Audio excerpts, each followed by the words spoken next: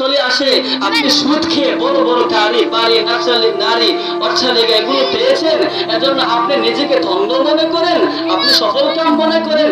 আরে ভাই, আপনি কি জানেন না আপনার মতো কত সুদখোররে আল্লাহ ধ্বংস করে দিয়েছেন? আপনার মতো কত বাটপার সিটার দুনিয়ার মধ্যে ছিল, ওদেরকেও আল্লাহ ধ্বংস করে দিয়েছেন। আল্লাহ ফেরাউনকে সুদকি বানায় রেখে দিয়েছেন। হে দুনিয়ার সুদখোর, আমি তোমাদেরকে বলতে চাই, ইত্তাকুল্লাহ, এখনো সময় আছে, আল্লাহরে ভয় করো। যদি সুদ চাইতে না পারো, একটা সময় আসবে ফেরাউনের মতো তোকে আল্লাহ সুদকি বানায় রেখে দিবে। সুদখোরের কপালে কখনো শান্তি হতে পারে না, ঘুষখোরের কপালে কখনো শান্তি হতে পারে না। না তার বউ তাকে শান্তি দিবে, না তার বাচ্চা তাকে শান্তি দিবে। সুদখোরের কপালে শান্তি হতে পারে না। যে সুদখোর আল্লাহকে কষ্ট দেয়, ফাইল্লাম তাফআলু ফাযনু বিহারবিন মিনাল্লাহ। আল্লাহ বলেন যে সুদখোর সুদ ছাড়তে না পারে, সে আল্লাহর দুশমন, সে তার নবীর দুশমন। এই বেটা, তুই আল্লাহর দুশমন হয়ে, তুই নবীর দুশমন হয়ে তোর মনের মধ্যে শান্তি পেতে চাস? আল্লাহ কসম আল্লাহর,